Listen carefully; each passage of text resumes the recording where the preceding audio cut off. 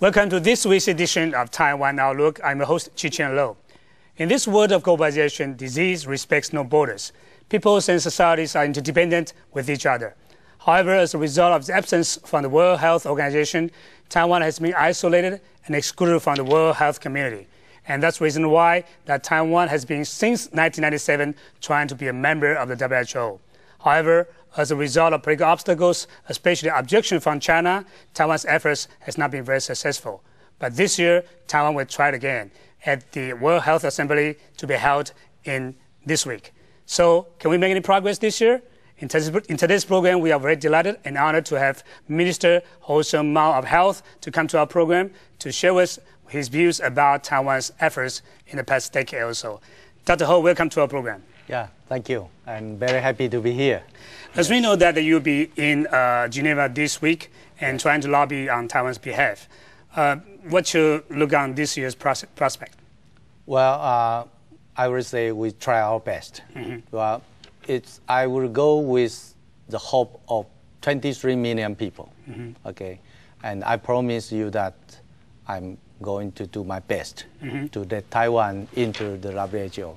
I know there will be a long way to go, but at least we have to try. We keep on trying until one day we can be there. Do you see any increasing support in the international community for Taiwan's participation in the WHO? Oh yes, of course. You know, this year I travel around, and in January actually I was in Europe, in EU, and I travel around and I talk to the people there, talk to the doctors and the statesmen and all the people there. Well, in the health issue, everyone in Europe agreed with me. That's right. But at the end of our talk, they said, yes, but you know, we have some difficulties, especially obstacles from the mainland China. But you have our support, you have our sympathy on this issue. That's right. Yes. But as we know that over the past decade also, our strategy has been modified in different periods. And now we are now applying for the observer status, but also a membership status. Yes. What's the difference between the two approaches? Well, the membership is a long-term goal. Okay, observership is the situation we want to solve now. Okay, so these two goals goes together. Well, let's go back to the 1997. You know, when the foundation of Medical Professional Alliance, led by our late dean, actually from National Taiwan University College of Medicine, is a member of Academia Sinica, Dr. Lee. Dr. Lee. Well, he proposed that we should be in WHO.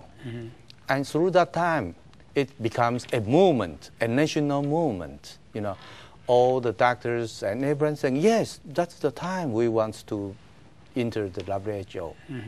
And we tried many names in the past. We tried many ways, like health entity, we tried Republic of China, we tried everywhere. And finally, in recent years, observership gained some progress. You know, United States, especially, they agreed that Taiwan should have the chance to observership. So is the Japan. Yeah, that's so is the Japan. But you know, for the long run, membership should be our goal, because only a member can enjoy every benefit of the WHO. But for the present time, we know it's a very far distance step. But as we know that WHO does not have observer status. WHA, you know, World Health Assembly has this kind of arrangement. But for some people, that's not enough, you know, because if you're observer of the WHO, you will just be able to participate in that 1 week events. Is that the case? Well, I think that's the most important step. You know, WHA, although it's an assembly, is an you know, annual meetings and put all the together of the national ministers together. But there are so many activities. As an observership, as an observer, you can participate all the scientific symposiums, meetings, and everything during the year as an observer. So that will be the first step, WHA observer. Right. And I know that there are already 6 observers inside the WHA. Yeah, Palestine and Red Cross and Malta and Inter-Parliamentary Association and something like that. And it's much easier, I believe, much easier for. So are you suggesting that observer status is a first step, not the final step for participation? Yes, that's the first step. And we try to open a small door or open a gate, and then we can enter it.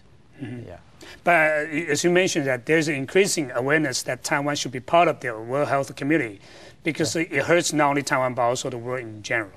But the thing is, the Director General of the WHO realized that there's increasing pressure on the WHO to allow Taiwan to be part of it. So they signed sort of a secret MOU with China, sort of arrangement for Taiwan. What's your view on that kind of arrangement?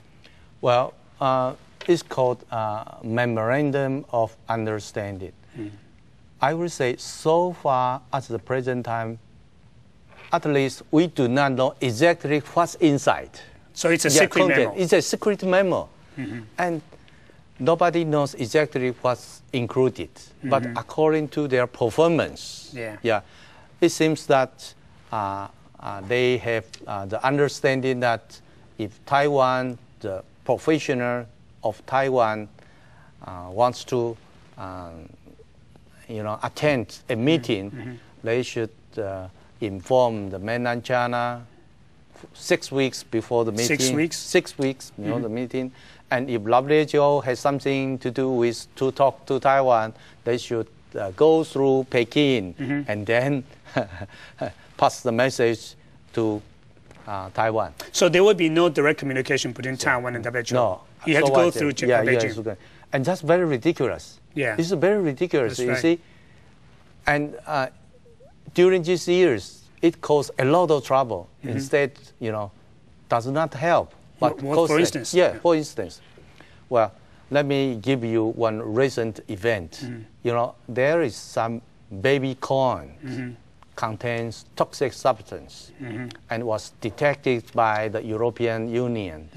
And so the European EU report to the WHO, try to warn, put a warning sign, ask the WHO to give a warning sign to all the member states that, there is certain,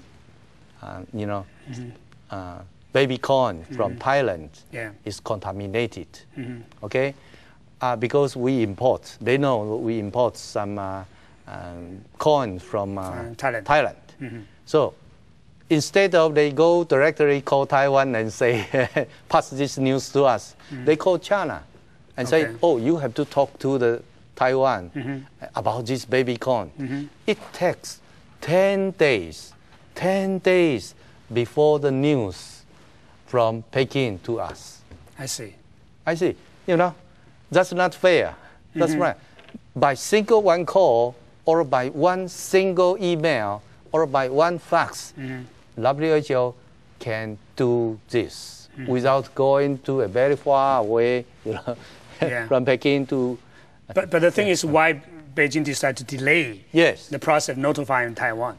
Well, we don't know, because also we do not have a direct access to the Peking. And the reason is that because Peking, mainland China is mainland China, Taiwan is Taiwan, because we do not have any jurisdiction. Not one day the Peking government ruled Taiwan or do something about our health issue. That's right. Because these are two separate entities. But the problem is that, is there any examples that Beijing decided not to tell anything about to Taiwan when they get information from the WHO Secretariat? We don't know what happened. Perhaps maybe Peking, the government should say, well, this is not important. So they won't tell us. They wouldn't tell us, or And the other thing is that now in a day of globalization or infectious disease control, we all say to prevent an infection or to prevent infectious disease to spread is to act immediately, to act promptly. That's right. Yeah.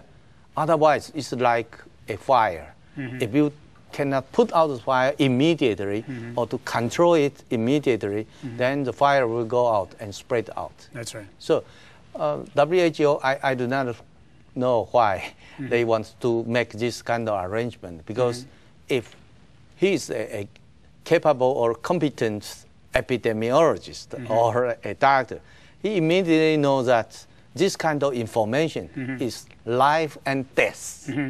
But I think they have more political concern than medical concerns, right? Yeah. But as you mentioned, that this kind of situation will hurt everybody, not only Taiwan. And the SARS epidemic in the year 2003 is a very good case in point. So we are now more be able to persuade other countries that our membership or our participation is very important. But so far, only Japan and the U.S. Support Taiwan's observer status among those Taiwan's diplomatic allies. Other countries, including European Union countries, are reluctant to say yes to Taiwan's observer status. Why is that? Well, because of the China, the political issues. But, you know, let's go back to 2003. Yeah. 2003, we suffered from SARS. Yeah. And it takes 6 weeks after we propose, we openly make a prayer to WHO to ask for help. It takes 6 weeks for WHO to send two junior officers to come to Taiwan and make observation or something like that. Yeah.